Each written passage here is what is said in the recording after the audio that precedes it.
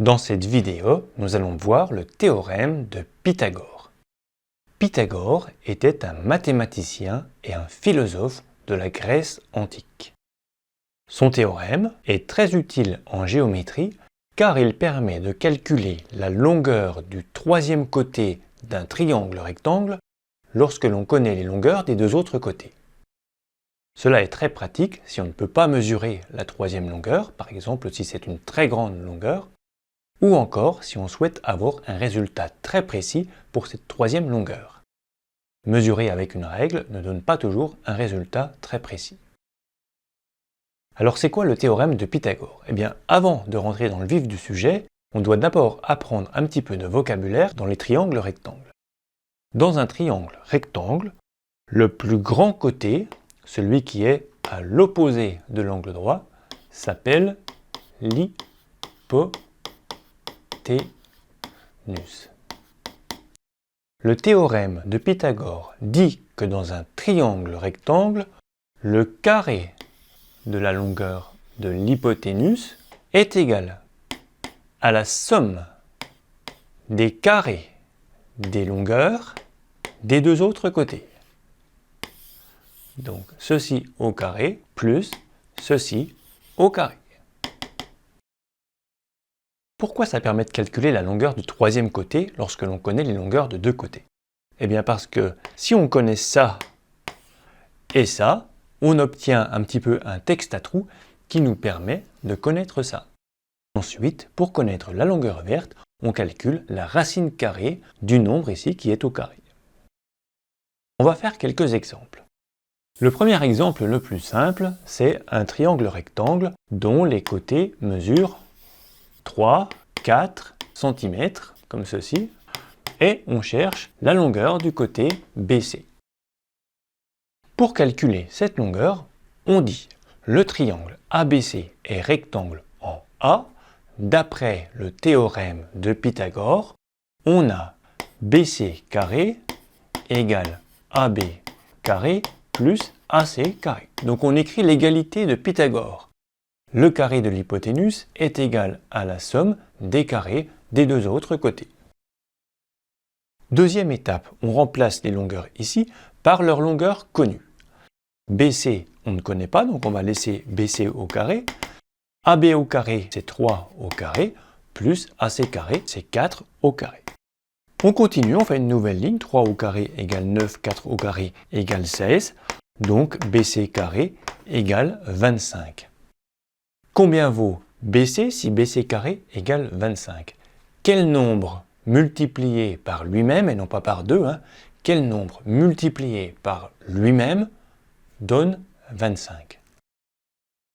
Ce nombre c'est 5, ou c'est racine de 25. Racine de 25 qui fait 5. On en déduit que BC égale 5 cm. Deuxième exemple, on connaît l'hypoténuse, on va mettre qu'il fait 10. On connaît le côté AB et on cherche le côté AC. Question, combien mesure le côté AC? On commence comme pour l'exercice précédent. On dit le triangle ABC est rectangle en A. Très important. D'après le théorème de Pythagore, on a BC carré égale AB carré plus AC carré. On remplace BC carré 10 au carré égale 6 au carré plus AC au carré. Donc 100 égale 36 plus AC carré. De 36 pour aller à 100, il y a combien? Il y a 100 moins 36, donc il y a 64. Donc AC carré égale 64.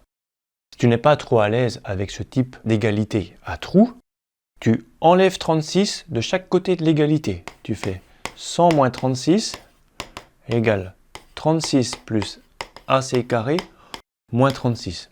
Et puis là, on a 36 moins 36, hop, ça s'en va, et donc on a AC carré égale 100 moins 36.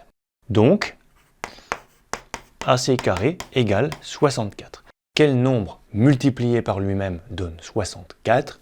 C'est 8. 8 fois 8 égale 64. Donc on écrit AC égale racine carrée de 64. Attention tout de même, petite remarque, ça pourrait aussi être moins 8. Moins 8 fois moins 8 fait 64. Pourquoi on ne prend pas moins 8? Bien évidemment parce qu'on cherche une longueur, et une longueur ne peut pas être négative. Donc AC égale racine de 64 égale 8, et on n'oublie pas d'écrire les unités 8 cm. On va faire un dernier petit exemple pour la route, cette fois avec des nombres vraiment pris au hasard. Prenons 7, 5 et puis ici. On dit le triangle CDE est rectangle en D. D'après le théorème de Pythagore, on a CE carré égale CD carré plus DE carré. Donc CE carré égale CD carré 7 au carré plus 5 au carré. Donc CE carré égale 49 plus 25. Donc CE carré égale 50 plus 25, 75 moins 1, 74. Donc CE égale racine de 74 cm. Tu peux calculer racine de 74 avec ta calculatrice. Tu vas obtenir un nombre à virgule. Suivant la précision que tu veux, tu vas arrondir avec 1 ou 2 chiffres ou 3 chiffres éventuellement après la virgule. Donc voici comment on utilise le théorème de Pythagore.